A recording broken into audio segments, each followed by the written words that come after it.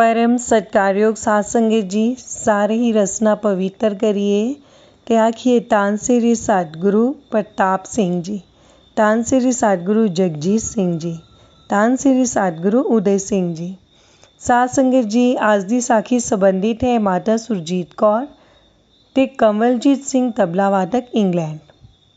बीबी सुरजीत कौर नूं श्री सागू प्रताप सिंह जी की हजूरी विच कीर्तन करन दा माण प्राप्त है ते बीबी जी का लड़का कमलजीत सिंह भी तबला वादक है। सारे ही परिवार ते श्री सतगुरु जी की बड़ी ही किरपा है। बीबी जी दसदे हन कि एक बारी श्री सतगुरु जगजीत सिंह जी इंग्लैंड विखे दर्शन दे रहे सन तां बीबी जी की नूंह महिंदर कौर जिहड़ी कि कमलजीत सिंह दे घरों है ने आख्या कि चलो माता जी श्री हजूर दे दर्शन करन चलीए। तां बीबी जी ने दर्शन करन जाण ते उत्थे जाके बैठन तो असमर्थता जताई, क्योंकि बीबी जी दे गोडे ते कमर जरा काम नहीं सन करदे। बीबी जी ने नूंह नूं कहा, रहन दे, मेरे कोलों नहीं जाया जांदा, मेरे कोलों उत्थे बैठिया ते जाना नहीं, उत्थे किहड़ा सतगुरु जी ने मैनूं कुर्सी दे देनी है बैठन लई। नूंह दे बहुत ज़्यादा कहण ते बीबी होरी दीवान विच चले ही गए। जाके मत्था टेकिया तां बीबी जी की हैरानी दी हद ही न रही। जानी जान अंतरजामी सतगुरु जी ने किसी सिख सेवक नूं हुक्म किया कि बीबी जी वास्ते कुर्सी लिया के दो। धन सतगुरु जगजीत सिंह जी। एक बारी की गल है कि कमलजीत सिंह बीमार पै गया। डॉक्टर के मुताबिक खून का दौरा सिर वालों रुक गया, भाव सिर विच खून का दौरा ही नहीं सी। डॉक्टर ने बड़ा जोर लाया पर निसफल ही रहे। फिर श्री सतगुरु जगजीत सिंह जी सच्चे पातशाह जी ने इंग्लैंड दर्शन दिते ते सारी संगत ने भी ते कमलजीत सिंह होरां ने भी श्री सतगुरु जी अगे अर्ज की कि गरीब निवाज सिर वाल नूं खून का दौरा रुकदा है ते डॉक्टर ने बड़ा ही इलाज किया है पर कोई लाभ ही नहीं हुंदा। तो श्री सतगुरु जी ने हुक्म किया, डॉक्टर दीयां सारियां रिपोर्टां लैके मैनूं श्री भैणी साहब भेज देणियां। सतबचन जी आख कमलजीत सिंह होरां डॉक्टरां कोलों सारियां रिपोर्टां तैयार करवाइयां। सारियां रिपोर्टां श्री सतगुरु जी नूं श्री भैणी साहब भेज दित्तियां। बस हो गया इलाज। डॉक्टरां दे डॉक्टर मेहरबान, सतगुरु जी दी हो गई किरपा, हो गई मेहर। ना कोई दवा, ना कोई दारू, ना कोई चीर फाड़, बस कमलजीत दे सिर दे खून का दौरा ठीक हो गया। ऐसी उस मेहरबान श्री सतगुरु जी की बख्शिश। कमलजीत सिंह जी एक होर साखी सुणाते हैं कि उन्हां दी भैन दे पिठ ते बहुत ही ज़्यादा दर्द सी। उसनूं हस्पताल लैके गए तो डॉक्टर ने कहा कि इस दे पत्थरियां हन। एक बारी श्री सतगुरु जी ने बर्मिंघम दीवान लगाया। कमलजीत सिंह होरी भी कीर्तन करन लई उत्थे पहुँच गए। उधर दीवान लगा होया सी।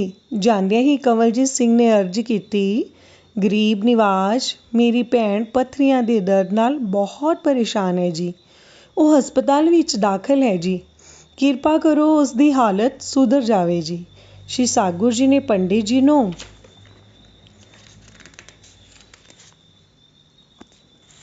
कमलजीत दी भैन दी देह अरोगता वास्ते दीवान समाप्ति ते अरदास करन लई हुक्म किया। पंडित जी ने दीवान दी समाप्ति ते अरदास कीती ते कमलजीत दी भैन दी देह अरोगता वास्ते भी अरदास कीती। अरदास प्रवान हो गई। एक रात तो बाद ही हस्पताल तो कमलजीत दा फोन आया कि डॉक्टर ने उसकी भैन दी पिठ ते सिरिंज लगा के पानी कढ़िया है ते हुण ओहदी भैन ठीक है। यह सी श्री सतगुरु जगजीत सिंह जी की अपार किरपा, जिन्हां पत्थरी नूं पानी ही बना दिता। फिर पानी डॉक्टरां ने कढ़ दिता ते बीबी दा दर्द भी बिल्कुल ठीक हो गया।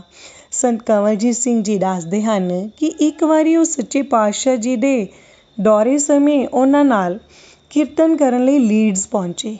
एक सिंह सभा गुरुद्वारे विच दीवान सी। कुछ कुछ आगुआं ने श्री सतगुरु जी बारे बड़े ही अनुचित शब्द कहे, जिवें कि यह गुरु बन बैठा है, अपने उपर चौर चुलांदा है, असीं इहनूं इत्थे बहण ही नहीं देना। अंतरयामी अकाल पुरख ਠੰਡੀ ਮੂਰਤ ਆਏ। ਆਸਾ ਜੀ ਦੀ ਵਾਰ ਦਾ ਕੀਰਤਨ ਹੋ ਰਿਹਾ ਸੀ। ਆਉਂਦਿਆਂ ਹੀ ਆਸਣ ਨਾ ਗ੍ਰਹਿਣ ਕੀਤਾ, ਸਗੋਂ ਰਾਗੀਆਂ ਨੂੰ ਹੁਕਮ ਕੀਤਾ, ਆਪਣੇ ਸਾਜ਼ ਸਮਾਨ ਇਕੱਠੇ ਕਰੋ ਤੇ ਇੱਥੋਂ ਚੱਲੋ। ਰਾਗੀਆਂ ਨੇ ਆਸਾ ਦੀ ਵਾਰ ਉੱਥੇ ਹੀ ਬੰਦ ਕੀਤੀ ਤੇ ਕਿਸੇ ਦੇ ਘਰ ਜਾ ਕੇ ਆਸਾ ਜੀ ਦੀ ਵਾਰ ਲਗਾਈ। ਫਿਰ ਜਦੋਂ ਬਾਕੀ ਸਿੰਘ ਸਭੀਆਂ ਨੂੰ ਪਤਾ ਲੱਗਾ ਤਾਂ ਉਹ ਬਹੁਤ ਪਰੇਸ਼ਾਨ ਹੋਏ। ਕਈ ਬਜ਼ੁਰਗ ਕਹਿਣ ਲੱਗੇ, ਇਹਨਾਂ ਆਗੂਆਂ ਨੇ ਬਹੁਤ ਗਲਤ ਕੀਤਾ ਹੈ। ਉਹਨਾਂ ਨੇ ਸ਼੍ਰੀ ਸਤਿਗੁਰੂ ਜੀ ਦੇ ਚਰਨਾਂ ਵਿੱਚ ਇਕੱਠੇ ਹੋ ਕੇ ਮਾਫੀ ਮੰਗੀ, ਪਰ ਸਤਿਗੁਰੂ ਜੀ ਦੇ ਹੁਕਮ ਮੁਤਾਬਕ ਲੀਡਜ਼ ਵਿੱਚ ਧਰਮਸ਼ਾਲਾ ਲਈ ਜਗ੍ਹਾ ਲੈ ਲਈ ਗਈ।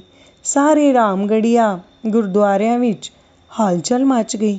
ਬਾਰਕਿੰਗ ਗੁਰਦੁਆਰੇ ਦੀ ਗੱਲ ਹੈ। ਇਹ ਗੁਰਦੁਆਰਾ ਉੱਥੋਂ ਦਾ ਮਸ਼ਹੂਰ ਗੁਰਦੁਆਰਾ ਹੈ। ਇਹ ਉਦੋਂ ਬਣਾਉਣਾ ਸ਼ੁਰੂ ਕਰਨਾ ਸੀ। ਖੁੱਲ੍ਹੇ ਸਿੱਖਾਂ ਨੇ ਕਿਹਾ, ਸੰਤ ਬਾਵਾ ਸਿੰਘ ਜੀ ਸਾਡਾ ਕੰਮ ਸ਼ੁਰੂ ਕਰ ਦਿਓ। ਬਾਵਾ ਸਿੰਘ ਜੀ ਬਹੁਤ ਵਧੀਆ ਪਾਠੀ ਵੀ ਸਨ। ਸੰਤ ਜੀ ਨੇ ਕਿਹਾ, ਕੋਈ ਗੱਲ ਨਹੀਂ, ਸ਼ੁਰੂ ਤਾਂ ਅਸੀਂ ਕਰ ਦਿਆਂਗੇ, ਪਰ ਅਸੀਂ 12 ਪਾਤਸ਼ਾਹਾਂ ਦੀ ਅਰਦਾਸ ਕਰਕੇ ਸ਼ੁਰੂ ਕਰਾਂਗੇ। ਉਹਨਾਂ ਨੇ ਕਿਹਾ, ਕੋਈ ਗੱਲ ਨਹੀਂ, ਤੁਸੀਂ ਜਿੱਦਾਂ ਮਰਜ਼ੀ ਕਰੋ। ਗੁਰਦੁਆਰਾ ਸ਼ੁਰੂ ਹੋ ਗਿਆ। 2 ਸਾਲ ਕੰਵਲਜੀਤ ਸਿੰਘ ਹੋਰੀ ਕੀਰਤਨ ਕਰਦੇ ਰਹੇ।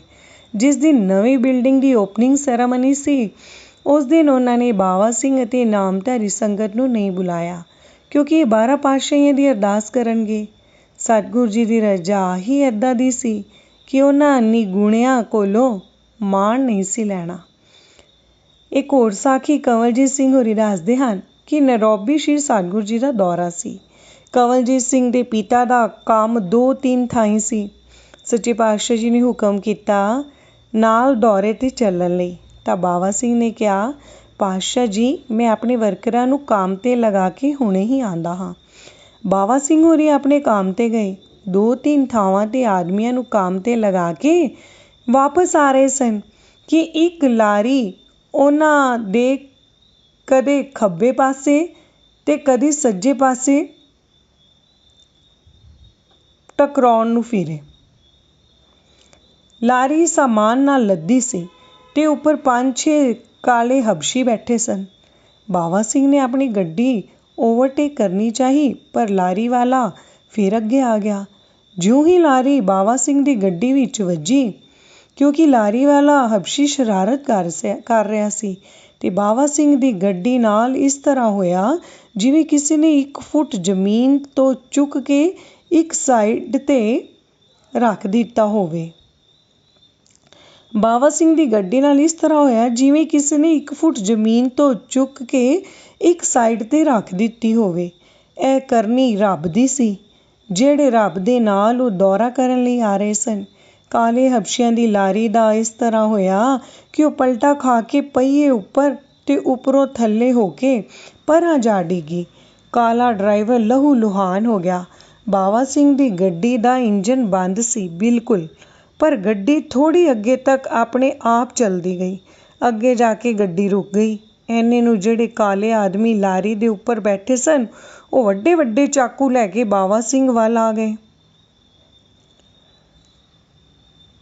ਉਹਨਾਂ ਵਿੱਚੋਂ ਦੀ ਹੀ ਇੱਕ ਗੱਡੀ ਛੇਤੀ ਨਾਲ ਆ ਕੇ ਬਾਵਾ ਸਿੰਘ ਦੀ ਗੱਡੀ ਕੋਲ ਰੁਕੀ। ਉਸ ਵਿੱਚ ਇੱਕ ਹਬਸ਼ੀ ਬੈਠਾ ਹੋਇਆ ਸੀ। ਉਸਨੇ ਆਉਂਦਿਆਂ ਸਾਰ ਛੇਤੀ ਨਾਲ ਕਿਹਾ, ਜਲਦੀ ਕਰੋ, ਮੇਰੀ ਗੱਡੀ ਵਿੱਚ ਬੈਠ ਜਾਓ, ਪਿੱਛੇ ਲੋਕ ਤੁਹਾਨੂੰ ਮਾਰਨ ਲਈ ਆ ਰਹੇ ਹਨ। ਬਾਵਾ ਸਿੰਘ ਛੇਤੀ ਨਾਲ ਉਸ ਹਬਸ਼ੀ ਦੀ ਗੱਡੀ ਵਿੱਚ ਬੈਠ ਗਿਆ ਤੇ ਅੱਗੇ ਥਾਣੇ ਜਾ ਕੇ ਰਿਪੋਰਟ ਦਰਜ ਕਰਾਈ। ਫਿਰ ਕਿਸੇ ਤਰ੍ਹਾਂ ਬਾਵਾ ਸਿੰਘ ਹੋਰੀ ਨੈਰੋਬੀ ਪਹੁੰਚੇ। ਸ਼ਾਮ ਦਾ ਦੀਵਾਨ ਲੱਗਾ ਹੋਇਆ ਸੀ। ਬਾਵਾ ਸਿੰਘ ਅਜੇ ਆਪਣਾ ਜੋੜਾ ਉਤਾਰ ਹੀ ਰਹੇ ਸਨ ਤਾਂ ਸੱਚੇ ਪਾਤਸ਼ਾਹ ਜੀ ਨੇ ਉੱਚੀ ਪੂਜਾ ਕਰਕੇ ਜ਼ੋਰ ਦੀ ਵਚਨ ਕੀਤਾ, ਬਾਵਾ ਸਿੰਘਾ ਆ ਗਿਆ ਏ, ਕਿਤੇ ਸੱਟ ਤੇ ਨਹੀਂ ਵੱਜੀ।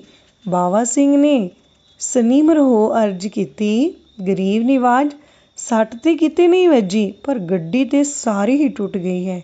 ਤਾਂ ਪਾਤਸ਼ਾਹ ਜੀ ਹੁਕਮ ਕੀਤਾ, ਸਿੱਖ ਦੇ ਸੱਟ ਨਹੀਂ ਸੀ ਲੱਗਣੀ ਚਾਹੀਦੀ। ਗੱਡੀ ਦੀ ਕਿਹੜੀ ਗੱਲ ਹੈ, ਗੱਡੀਆਂ ਬਹੁਤ ਆ ਜਾਣਗੀਆਂ। ਵਾਹ ਵਾਹ, ਧੰਨ ਹਨ ਸੱਚੇ ਪਾਤਸ਼ਾਹ ਜੀ। ਨਾਲ ਬੈਠੇ ਖਜਾਨ ਸਿੰਘ ਤੇ ਆਲਮ ਜੀ ਦੇ ਵੀ ਨੇਤਰ ਸਜਲ ਹੋ ਉੱਠੇ। ਇਸ ਤੋਂ ਬਾਅਦ ਹੀ ਕੰਵਲਜੀਤ ਸਿੰਘ ਹੋਰੀ ਦੱਸਦੇ ਹਨ ਕਿ ਉਹਨਾਂ ਦੇ ਪਿਤਾ ਜੀ ਦੇ ਐਕਸੀਡੈਂਟ ਤਾਂ ਬਹੁਤ ਵਾਰੀ ਹੋਏ। ਕਦੀ ਕੰਵਲਜੀਤ ਦੇ ਨਾਲ ਹੋਣਾ, ਕਦੇ ਕਿਸੇ ਕਾਲੇ ਹਬਸ਼ੀ ਨੇ, ਪਰ ਸਤਿਗੁਰੂ ਜੀ ਦੇ ਹੁਕਮ ਮੁਤਾਬਕ ਸੱਟ ਕੋਈ ਵੀ ਨਾ ਲੱਗਣੀ। ਗੱਡੀ ਭਾਵੇਂ ਸਾਰੀ ਟੁੱਟ ਜਾਣੀ, ਆਪ ਉਹਨਾਂ ਨੇ ਬਿਲਕੁਲ ਸੁਰੱਖਿਅਤ ਗੱਡੀ ਵਿੱਚੋਂ ਨਿਕਲ ਆਉਣਾ। ਇੱਕ ਵਾਰੀ ਬਾਵਾ ਸਿੰਘ ਹੋਰੀ ਸੱਚੇ ਪਾਤਸ਼ਾਹ ਜੀ ਨੂੰ ਮੁਬਾਸੇ ਵੱਲ ਨੂੰ ਛੱਡਣ ਜਾ ਰਹੇ ਸਨ। ਗੱਡੀ ਸਾਮਾਨ ਤੇ ਆਦਮੀਆਂ ਨਾਲ ਚੰਗੀ ਤਰ੍ਹਾਂ ਭਰੀ ਹੋਈ ਸੀ। ਕੀ ਹੋਇਆ ਕਿ ਰਸਤੇ ਵਿੱਚ ਬਾਵਾ ਸਿੰਘ ਹੋਰੀ ਨੇ ਵੇਖਿਆ ਕਿ ਗੱਡੀ ਦੀ ਪੈਟਰੋਲ ਲਾਈਨ ਬਿਲਕੁਲ ਖਾਲੀ ਸੀ। ਗੱਡੀ ਸੁੰਨਸਾਨ ਏਰੀਏ ਵਿੱਚੋਂ ਨਿਕਲ ਰਹੀ ਸੀ। ਕੋਈ ਪੈਟਰੋਲ ਪੰਪ ਨੇੜੇ ਨਹੀਂ ਸੀ। ਗੱਡੀ ਆਪਣੀ ਰਫ਼ਤਾਰ ਨਾਲ ਨਾਮ ਦੇ ਹੁਲਾਰੇ ਹੀ ਚੱਲਦੀ ਰਹੀ। 150 ਕੁ ਕਿਲੋਮੀਟਰ ਚੱਲੀ ਹੋਵੇਗੀ ਕਿ ਇੱਕ ਗੈਰਾਜ ਆ ਗਿਆ।